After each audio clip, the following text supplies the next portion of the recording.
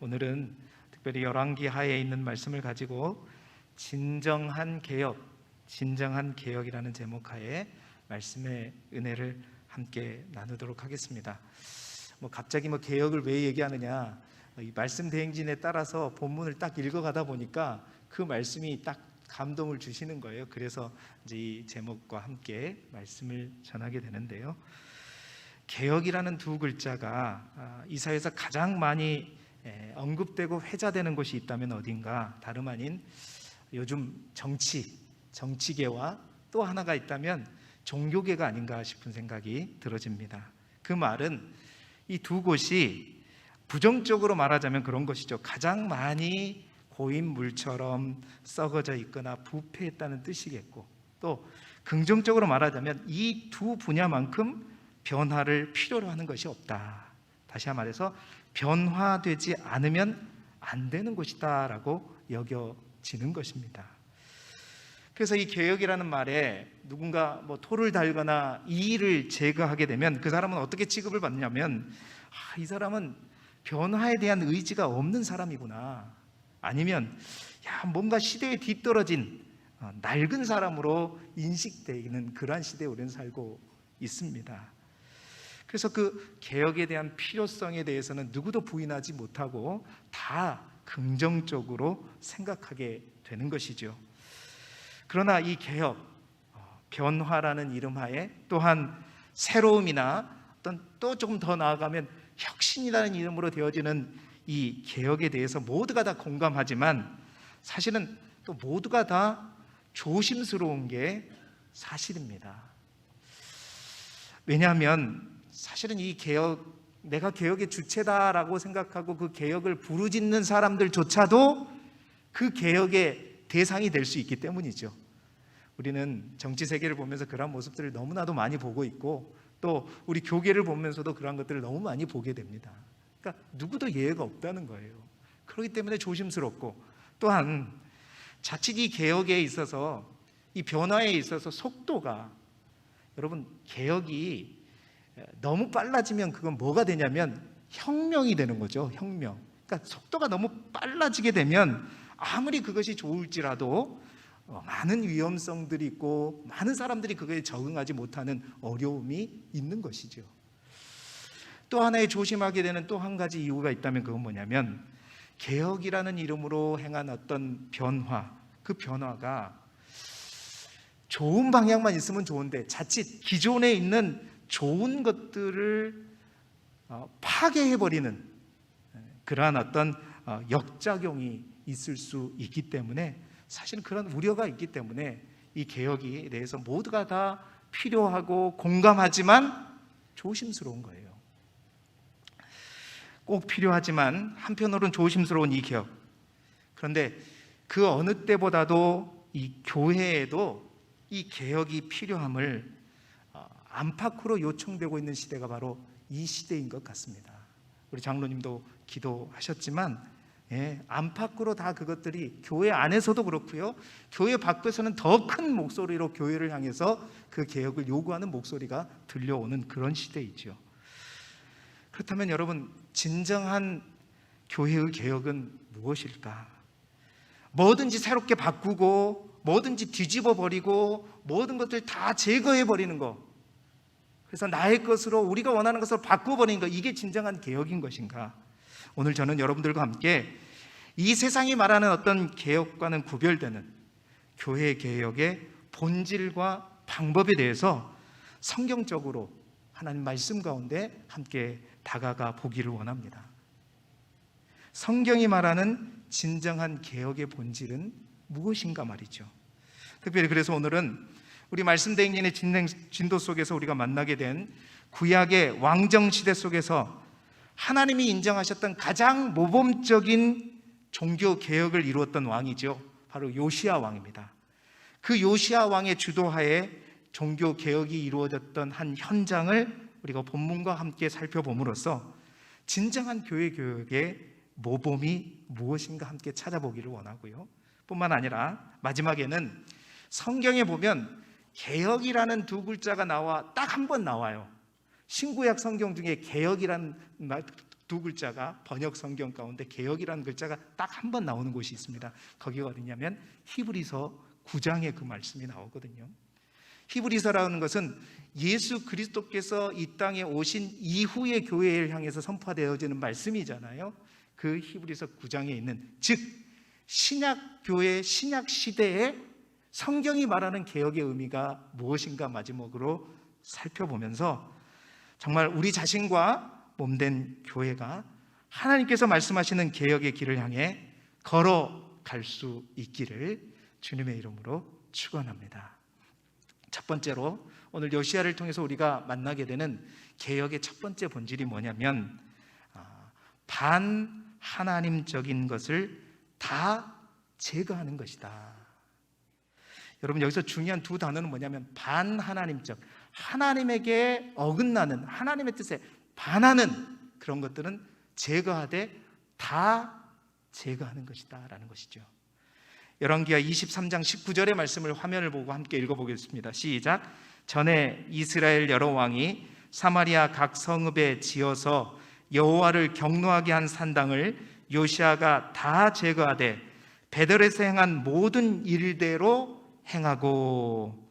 자, 여러분, 여기서 요시야가 여호와를 경노하게 한 산당을 다 제거했다고 말하고 있습니다. 새벽에 제가 설교를 통해서 이스라엘 왕정 시대 때 있었던 산당이 어떤 곳인가에 대해서 말씀드린 적이 있어요. 여러분, 산당은 솔로몬에 의해서 가나안 땅에 예루살렘에 성전이 지어지기 전까지 사실은 한시적으로 하나님께서 제사를, 하나님께 드리는 제사를 허용했던 장소가 어디냐면 바로 산당이었습니다. 옛날에 출애굽할 때 이스라엘 백성들은 모든 백성들이 함께 모여서 천막을 치고 살았죠. 다 같이 있었습니다. 그렇기 때문에 그 성막의 그 진의 중간에다가 하나님의 성막을 지어놓고 그곳에서 예배를 드리게끔, 또 제사를 드리게끔 그렇게 했었는데, 이제 가나안 땅에 정착한 이후에는 가나안 땅 곳곳의 모든 민족들이 다 흩어졌단 말이에요. 다 흩어지고 이제 그 예루살렘에 와서, 성막에 와서 예배를, 제사를 드려야 되는데, 여러분 아시다시피 블레셋과의 전쟁 속에서 하나님의 언약궤까지 빼앗긴 적도 있습니다. 그 말은 성막이 예루살렘, 그 가나안 땅에 정착된 이후에는 잘 관리가 되지 않았다는 겁니다. 그러니까 성막에서 이뤘던 제사들이 제대로 이루어지지 않았다. 그 이유는 그거예요.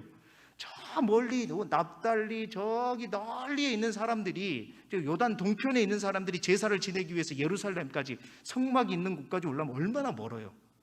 그러니까 그리고 또한 그 성막조차도 제 기능을 제대로 발휘하지 못했고, 사람들이 온다고 해도 감당할 수 없을 만큼 작은 크기였기 때문입니다. 그러다 보니까 이 산당에서 하나님께 제사를 지내는 것이 한시적으로 허용이 됐었어요.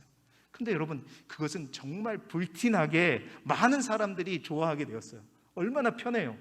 예루살렘까지 갈 필요가 없죠. 그냥 가까운 곳 산당에 가서 그냥 동물 잡고 하나님 앞에 제사를 드리게 되고, 그렇게 하니까 얼마나 편리하고 좋습니까? 자, 그런데 예루살렘 성전이 지어지자 이 산당의 위험성을 반드시 알았죠. 그래서 하나님은 신명기 12장에 왜 가나안 땅에 들어갔었을 때 네가 꼭 하나님의 성전에서만 제사를 드리라고 말씀하였던 이유가 뭐냐면, 그 산당이 오로지 하나님에게 제사 드리는 장소로만 쓰이는 것이 아니라, 그곳에서 가나안의 수많은 우상들이 있잖아요. 그 우상들에게 제사하는 장소로 쓰여졌기 때문이에요. 그러니까 하루는 하나님께 제사를 드렸다가, 또 이튿날에는 바알에게 제사를 드렸다가, 또 이튿날에는 아세라에게 제사를 드렸다가, 막 뒤죽박죽으로 제사를 지내는. 그래서 하나님은 이제 솔로몬의 성전이 지어진 이후에 반드시 이곳에서 예배를 드리고 제사를 드리라고 명령하게 되었던 것이죠. 그런데 여러분, 그게 지켜졌을까요? 그 편리함에 완전히 젖어든 이스라엘 사람들, 남북의 이스라엘 사람들은요, 그러지 않았어요. 물론 1년에 3번씩 절기 때 가긴 했지만, 남북 이스라엘이 나눠지기 시작하면서 북이스라엘의 여로보암 왕은 의도적으로 예루살렘에 못 가도록 저 베델과 단에 또 산당을 세워서 금송아지를 세우고 못 가게 해버린 바람에 이 산당을 제거한다는 것은 정말 어려운 일이었습니다. 그래서 남유다의 왕들 가운데 여호와의 보시기에 정직하게 행하였던 왕들 많이 있잖아요. 예를 들자면 아사 왕도 있었고, 요아스 왕도 있었고, 여호사밧 왕도 있었고, 히스기야 왕도 있었습니다. 그런데 그 많은 왕들이 정말 종교 개혁이라는 이름하에 많은 것들을 쳐부수고 우상들을 타파했지만 단 하나 제대로 하지 못했던 게 있어요. 그게 뭐냐면 산당이었어요.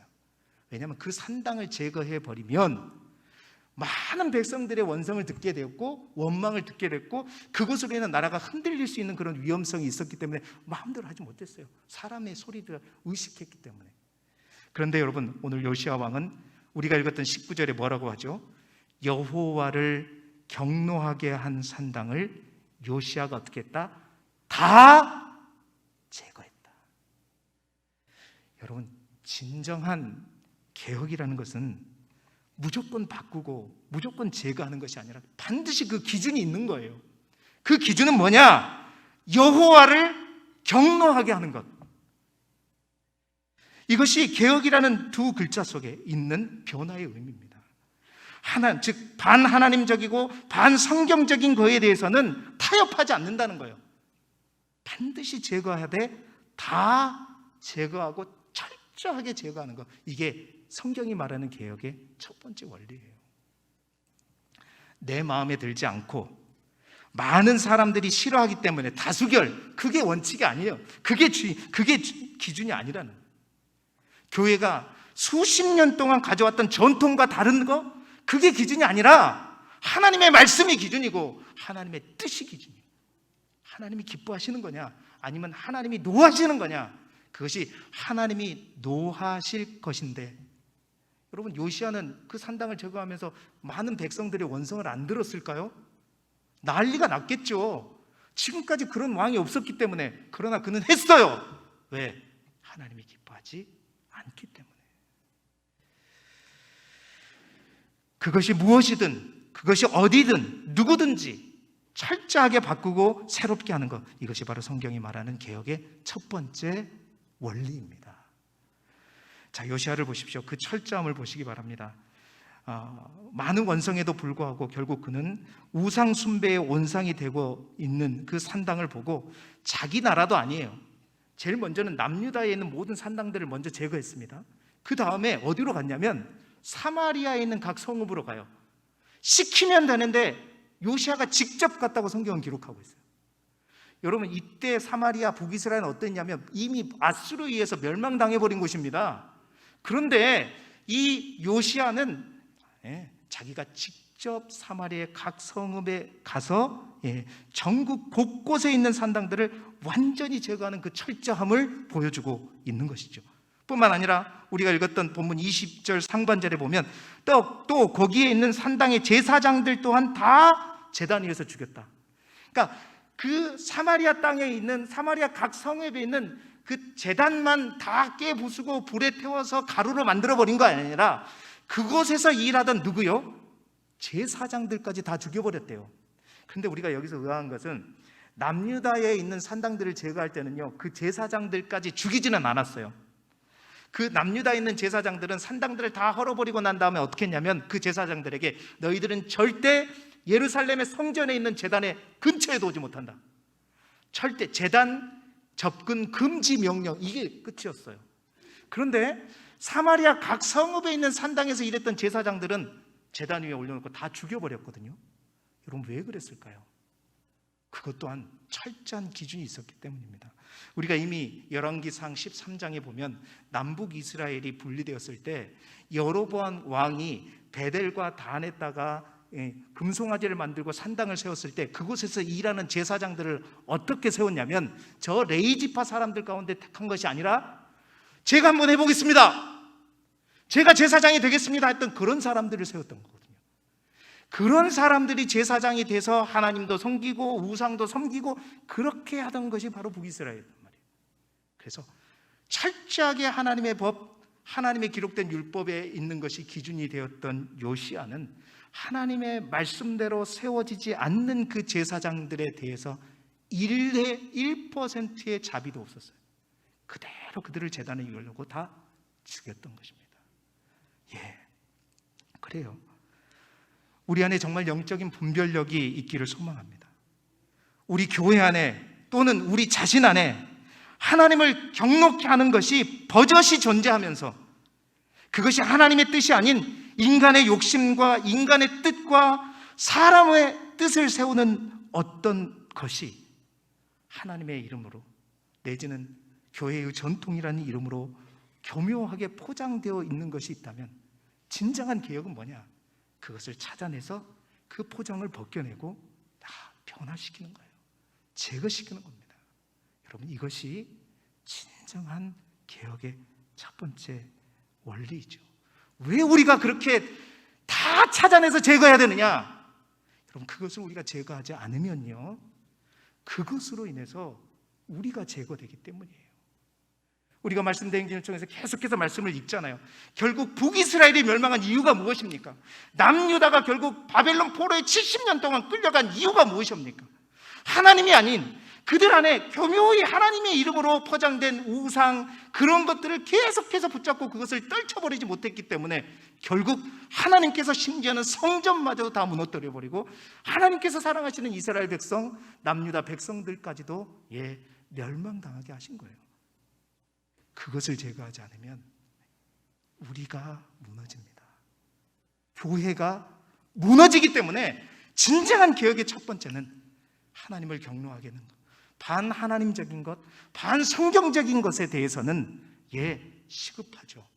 빨리 다 철저하게 제거해야 되는 거예요.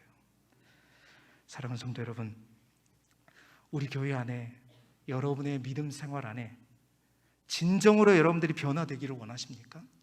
하나님이 기뻐하시는 모습으로 바꾸어지기를 원하신다면요, 불의와 타협하지 마세요.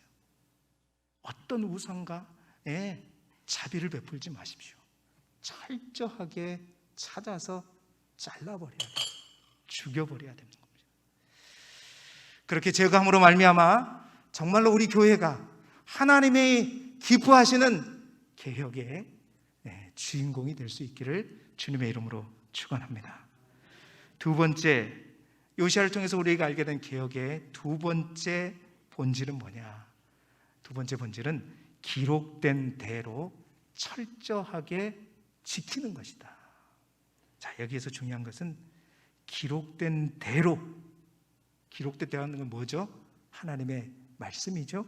기록된 대로 철저하게 지킨다, 이 말이 중요합니다. 지키는 것이다. 열왕기하 23장 1절, 21절의 말씀을 화면을 보면서 함께 읽어보도록 하겠습니다. 시작. 왕이 무 백성에게 명령하여 이르되 이 언약책에 기록된 대로 너희의 하나님 여호와를 위하여 유월절을 지키라 하매. 자, 요시야는 그렇습니다. 하나님을 경록히 하는 것에 대해서는 그것이 어디든지 누구든지 무엇이든지 다 제거하고 철저하게 부수고 그것을 태워서 가루로 만들어 버렸어요. 그러나 하지만 반대로 잘 보세요. 우리가 주목해야 될 것, 21절에 보니까 유월절을 지키라라고 명령하죠. 여러분, 여기서 중요한 것은 유월절이라는 단어도 중요하지만 성경의 저자가 주목하는 단어는 뭐냐면 지키라라는 겁니다. 여러분, 지키라는 것은 뭐예요? 누구에게도 빼앗기지 않도록 내가 꽉 붙잡아라는 것입니다. 아무에게도 양보하지 말라라는 거예요. 목에 칼이 들어와도 그건 어떻게 해요? 붙잡고 있어야 된다는 겁니다. 여러분, 하나님께서 기뻐하시는 거에 대해서 철저하게 지키는 거 보세요. 오늘 이 요시야 왕이 얼마나 그것을 철저하게 지켰는가가 열왕기하 23장 오늘 우리가 읽었던 22절에 나옵니다. 22절의 말씀을 한번 띄워보죠. 보시죠. 뭐라고 얘기냐면 사사가 이스라엘을 다스리던 시대부터 이스라엘 여러 왕의 시대와 유다 여러 왕의 시대에 이렇게 유월절을 지킨 일이 없었다. 보세요. 사사가 이스라엘을 다스리던 시대, 이제 왕정 국가가 시작되기 전에, 그러니까 사무엘 시대를 의미하는 거잖아요. 뿐만 아니라 이스라엘의 여러 왕, 북이스라엘의 여러 왕, 또 남유다의 여러 왕, 남북 분열 시대를 통틀어서 지금 요시야 때까지 이렇게 유월절을 지킨 일이 있었다 없었다? 없었다. 전무후무했다는 거예요. 여러분, 이 역사 속에 누가 있어요? 사무엘도 있었어요. 이 역사 속에 어떤 왕도 있었어요? 다윗도 있었어요. 이 역사 속에 솔로몬도 있었어요. 그 위대한 신앙의 그냥 멋진 선배들, 그러한 사람들조차도 이것을 제대로 지키지 못했는데 요시아는 어떻게 했다고요? 철저하게 그것을 지켰다라는 것이 중요합니다. 지켰다. 빼앗기지 않았다. 다시 말해서 개혁의 본질이 뭐냐? 이것은 무엇을 우리에게 얘기하냐면, 개혁이라는 것이 무조건 다 바꾸고 다 변화시키는 것이 본질이 아니라, 지켜야 될 것에 대해서는, 보존해야 될 것에 대해서는 그것이 주님의 말씀과 부합하고 하나님의 뜻에 어긋나지 않고 하나님이 기뻐하시는 일일 때에는 좀 무식한 말, 목에 칼이 들어와도 어떻게 해요? 그것을 지켜내는 거예요. 이게 개혁이, 교회 개혁이, 하나님이 말하는 개혁의 두 번째 본질입니다. 무조건 바꾸는 게 아니에요. 무조건 새롭게 하는 게 아닙니다. 지켜야 될 것에 대해서는 끝까지 지켜내는 거예요. 전무후무할 정도로. 이렇게 그 하나님의 말씀을 끝까지 유월절을 지킨 사람은 이전에도 없고 이후에도 없을 것이다 평할 정도로 지키는 것. 여러분, 전통이기 때문에 지키는 것이 아니라, 다수의 뜻이기 때문에 지키는 것이 아니라, 많은 다른 교회가 그렇게 하고 있기 때문에 지키는 것이 아니라, 기록된, 그 언약책에 기록된 대로 하나님의 말씀이 그렇게 말하고 있고, 그것이 하나님 여호와를 위하여 하나님께서 기뻐하시는 것일 때에는 그것을 지키는 거예요. 이게 개혁입니다. 여러분, 요시아의 이런 철저한 개혁의 원리는 우리가 읽었던 17절, 18절에서 볼 수 있어요. 요시아가 베델로 갔잖아요. 그 베델이 어디입니까? 여로보암이 금송아지를 만들고 또 우상을 섬겼던 그 장소입니다. 베델에 가서 산당을 제거하면서 제단과 산당을 헐고 그 산당을 불사르고 빻아서 가루로 만들면서 또 그 옆에 있는 산에 있는 무덤들을 보고 그 무덤에서 해골, 뼈를 가져다가, 그러니까 그 당시 이스라엘의 무덤은 우리나라 무덤같이 매장하는 게 아니었잖아요. 돌을 굴려서 그 무덤에서 뼈를 가져다가 그 뼈를 그 산당의 제단 위에 태웠다는 것은, 여러분, 제단에 신성한 어떤 제물이 드려져야 되는데, 흠이 없는 제물이 드려야 되는데 죽은 뼈가 올라갔다는 것은 그 제단을 완전히 더럽히는 의미인 거예요. 그것을 다 더럽히는 그 일들을 요시아의 명령에 따라서 철저하게 하고 있었습니다. 그런데 성경이 주목하는 것은 이러한 요시아의 행위가 특별한 행위였다는 거예요. 어떤 행위냐면, 약 300년 전에 여로보암에서 이 베델에 있는 이 산당과 이 제단이 세워질 때 남유다에서 갔던 한 이름 없는 선지자, 무명의 사람, 하나님의 사람이 이 제단을 향해서 그때 예언했거든요. 300년 전에. 뭐라고 예언했냐면, 제단아 제단아 하면서, 다윗의 집에 요시아라는 이름하는 이들이 나으리니 그가 이 제단에서 분향하는 산당 제사장을 제물로 다 바칠 것이요 또 그 사람의 뼈를 제단에서 사르리라 예언했거든요. 300년 전에. 근데 요시아가 지금 300년 전에 무명의 선지자가 예언했던 그 일을 어떻게 하고 있어요? 그 하나님의 말씀을 그대로 실행하고 있는 거예요. 성경은 지금 그것을 주목해서 이 내용을 기록하고 있는 것입니다. 자, 그런데 그렇게 해서 그 말씀대로 요시아가 저 무덤에 있는 뼈들을 다 갖고 와가지고 그 제단에 올려놓고 제단을 더럽히고 있는 가운데 하나의 무덤을 딱 있는데 그 무덤에 비석이 있어요. 그 비석을 봐보면서 얘기하는 거죠. 이거는 누구의 비석이냐? 요시아가 물었을 때 이스라엘의 신하들이 그 300년 전에 이곳에 와서 제단에 대해서 예언했던 하나님의 선지자, 하나님의 사람의 묘입니다 라고 얘기했더니, 요시아가 뭐라고 말하냐면 18절의 말씀이에요. 한번 보시죠. 함께 읽어보겠습니다. 시작. 이르되 그대로 두고 그 뼈를 옮기지 말라 하매 우리가 그의 뼈와 사마리아에서 온 선지자의 뼈는 그대로 두었더라. 여러분, 여기서 성경의 저자가 주목하는 단어가 뭐냐면, 지금 요시아는 모든 것을 다 제거했어요. 제거할 뿐만 아니라 그걸 완전히 태우고 가로로 빻아서 그냥 무덤에다 같이 묻어버리는 그러한 제거를 하고 있는데, 여기서 주목하는 건 뭐냐? 그대로 두고, 또 어떻게 했다? 그대로 두었다. 이 말은 무엇이냐면, 하나님의 뜻과 하나님의 말씀을 이루어가는 데는 그 어떤 것도 건드리지 않았다는 겁니다. 그것은 그대로 두고 그대로 두었더라. 진정한 개혁은 우리가 오해하지 말아야 됩니다. 무조건 바꾸는 게 개혁이 아니라 하나님의 뜻에, 성경의 뜻에 부합하는 전통이라면, 또한 다수의 의견이 그것이 하나님의 뜻을 따르는 의견이고 하나님의 뜻에 부합하는 의견이라면, 그것은 끝까지 지키고, 아니 지켜내야 되는, 누가 뭐라 할지라도 그것을 붙잡아야 돼요.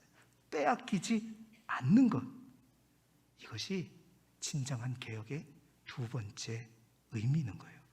물론 그 하나님의 뜻을 저버리지 않는 가운데서 이 시대에 맞게 효과적으로 더욱더 그것을 발전시킬 수 있는 것은 있을 수 있죠. 그러나 그것조차도 개혁한답시고 서두르서는 안 되는 거예요.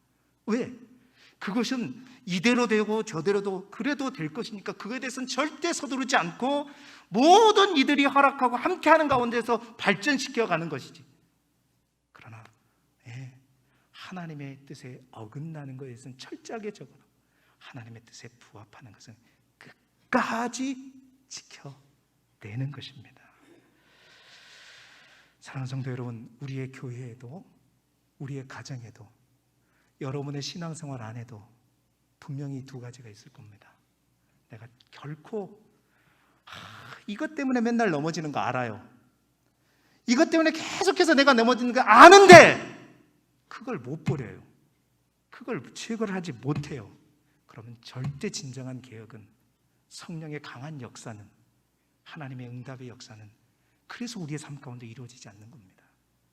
철저하게 제거를 해버려야 돼요. 잘라버려야 돼요. 그리고 우리가 정말 희미하게 그냥 끈 몇 가닥으로 지키고 있는 그것이 정말로 하나님이 기뻐하시는 거고 하나님이 원하시는 거라면 여러분 그것을 밧줄로 꽁꽁 묶으시기 바랍니다. 절대 잃어버리지 않도록, 절대 빼앗기지 않도록. 그것이 내 삶의 개혁이고 우리 교회의 개혁이고 우리 가정의 개혁인 거예요. 이제 마지막으로 우리는 이제 구약을 넘어서 신약 성경에 있는 히브리서 아까 말씀드린 9장에 있는 개혁이라는 단어 속에서 세 번째, 이 시대, 신약 시대에 성경은 개혁에 대해서 뭐라고 말하는가 함께 살펴보기로 하죠. 세 번째 개혁이란 무엇인가 함께 보시게 되면 오직 예수 그리스도만 남는 것입니다. 오직 예수 그리스도만 남는 것이 개혁의 참 본질이라는 거예요. 히브리서 9장 10절의 말씀을 우리가 화면을 보면서 함께 읽겠습니다. 시작. 이런 것은 먹고 마시는 것과 여러 가지 씻는 것과 함께 육체의 예법일 뿐이며 개혁할 때까지 맡겨둔 것이니라. 여러분 히브리서 9장의 말씀이 어떤 말씀이냐면 구약의 성막인 하나님의 제사법에 의한 성소와 지성소가 있던 성막 제사와 함께 이제 히브리서 9장의 히브리서 기자는 하늘 성소 장막, 그러니까 예수 그리스도께서 대제사장 되시는 하늘 성소의 성막을 비교해서 설명하고 있는 장이 히브리서 9장입니다. 그래서 구약의 성막은 아론의, 그러니까 레위지파 출신의 아론 대제사장이 1년에 한 번 지성소에 들어가서 그죠? 그 짐승의 피를 잡아서 제사를 드렸잖아요. 그런데 그 제사를 해마다 드려야 돼요. 왜? 그 제사가 불완전했기 때문에 반복적인 그런 제사를 드렸으나 이제 하늘 성소에서 우리 주님께서 대제사장이 되어서 드리는 하늘 성소의 그 제사는 주님이 대제사장 되시고 주님이 다시 그 제물이 되어서 당신의 피를 가지고 단 한 번의 영원한 제사를 가지고 이제 더 이상 그 제사를 반복해서 드리지 않아도 될 만큼 우리의 모든 죄의 문제를 어떻게 했다? 해결해 버렸다. 그것을 설명하는 것이 히브리서 9장입니다. 그것을 설명하는 가운데 본문을 다시 띄워주세요. 바로 이 말씀을 하고 있는 거예요. 그 말씀 가운데 이런 것은 먹고 마시는 것과 여러 가지 씻는 것과 함께 육체의 예법일 뿐이에요. 여기서 이런 것이라는 것은 뭐냐면 지금까지 히브리서 기자가 말하고 있는 구약의 제사에 관련된 모든 것을 이야기하는 거예요. 이런 구약의 제사법, 반복적이고 불완전한 이 제사의 모든 것들 귀하고 복된 것이지만 이것은 언제까지? 개혁할 때까지 맡겨둔 것이다. 여러분 그렇다면 이 개혁할 때까지라는 말은 무슨 의미일까요? 이 개혁할 때까지는 바로 하늘 성소의 제사가 드려지기 전까지, 다시 말해서 예수 그리스도께서 오실 때까지, 그 전에까지만 되는 맡겨진 것 뿐이라는 거예요. 다시 말해서 이 개혁할 때까지라는 말의 의미는 예수님이 오실 때까지. 그래서 이 개혁의 의미는 다른 것이 아니라, 개혁이 언제 일어나는가? 예수님께서 오시는 것이 히브리서 기자가 말하는 개혁이다라고 얘기하는 거예요. 여러분, 개혁은 다른 것이 아닙니다. 예수 그리스도께서 오시는 것, 이게 진정한 개혁이에요. 여러분, 우리 안에 진정한 개혁이 언제 일어날까요? 우리가 예수 그리스도를 알고 예수 그리스도를 믿는다고 하지만 그 예수 그리스도께서 우리 안에 중심에 들어오셔서 온전히 나의 주인이 되지 않으면 개혁이 안 되는 거예요. 그러나 그 예수 그리스도께서 온전히 우리 안에 중심에 들어오시고, 그 예수 그리스도께서 우리 교회 안에 진정으로 오셔서 다스리시고, 그 예수 그리스도께서 이 나라 민족 가운데 오셔서 다스리실 때 그곳에 진정한 뭐가 있는 거예요? 개혁이 있는 것입니다. 그러니까 개혁이라는 것은 다른 것이 아니라, 그 예수님 그리스도께서 오셔서 그동안 우리가 붙들고 반복적으로 해왔던 모든 것들, 구약의 모든 제사들이 제거되듯 그 모든 것들이 제거되고 누구만 남는 거예요? 오직 예수 그리스도만 남는 것. 이게 신약 성경에서 말하는, 성경이 말하는 개혁의 근본 원리입니다. 다시 말해서 이 말은 예수님께서 우리 가운데 오셔서 예수님만 남는다는 의미는 어떤 의미냐? 하나님과 우리의 사이에서 다른 것이 다 사라지는 것입니다. 오직 예수 그리스도만 존재한다는 거예요. 그전에는 끊임없이 인간적인 방법과 노력과 수고로 뭔가를 해보려고 했고, 또 그전에 수많은 세상의 소리, 세상의 말, 세상의 방법들이 나와 하나님 사이에 존재해서 내가 그것을 따르고 그것을 붙잡고 그것을 통해서 내가 뭔가 구원을 이루어보려고 하고 뭔가를 해보려고 했으나, 그 예수 그리스도께서 진정으로 우리 가운데 오시는 그 순간 하나님과 나 사이에 모든 것들이 다 어떻게 해요? 걷어지는 거예요. 제거되는 거예요. 그리고 누가 남아요? 오직 예수 그리스도만 남고. 그래서 그 주님의 은혜가 아니면 아무것도 할 수 없음을 고백하는 이 믿음이 바로 진정한 개혁. 이게 예수만 남는다는 의미예요. 뿐만 아니라 우리 안에 예수만 남는다는 말의 의미는, 두 번째 의미는, 예수님이 오신 후로는 사도 바울이 고백했던 것처럼 그가 그랬습니다. 내가 예수 믿기 전에는 8일 만에 할례를 받고 이스라엘의 족속이었고 베냐민 출신이었고 히브리인 중에 내가 히브리인이었고 율법으로는 바리새인이었고 율법에 대해 철저하게 내가 지켰던, 구별됐던 흠 없는 자로. 사도 바울이 그 말을 하는 것은 자랑하는 거죠. 나도 자랑할 게 이렇게 많다. 나는 누구보다도 자랑할 게 많았다. 나는 완벽하고 누가 봐도 뛰어났지만 내 안에 예수 그리스도가 오는 순간 그는 뭐라고 고백하죠? 빌립보서 3장 8절의 말씀 우리 함께 읽어보겠습니다. 시작. 또한 모든 것을 해로 여김은 내 주 그리스도 예수를 아는 지식이 가장 고상하기 때문이다. 내가 그를 위하여 모든 것을 잃어버리고 배설물로 여김은 그리스도를 얻고. 아멘이 나오셔야 되는데. 할렐루야. 여러분, 예수 그리스도가 오시니까 그 예수 그리스도가 내 안을 꽉 채우기 시작하면서 모든 해로운 것들로 여긴, 내가 지금까지 붙들었던, 내가 그렇게 자랑거리로 삼았던 그 모든 것들이 헛된 영광이었다는 거예요. 배설물처럼 쭉 다 빠져나가 버리고, 그냥 다 빠져나가 버리고 오직 내 안에 뭐만 남았다? 그리스도 예수만 남았다. 내 안에 자랑할 건 뭐밖에 없어요? 그리스도 예수밖에 없어요. 뭔가를 자랑하더라도 누구 안에서? 주 안에서 자랑할 수밖에 없는 것입니다. 나에게 다른 모든 것, 그동안 내가 자랑거리로 삼고 누구에게 이걸 자랑하고 드러내고자 했던 모든 것들이 헛된 영광이었다는 것을 알게 되면서 사도 바울의 인생에 진정한 개혁이 시작되었다라고 얘기하고 있는 것입니다.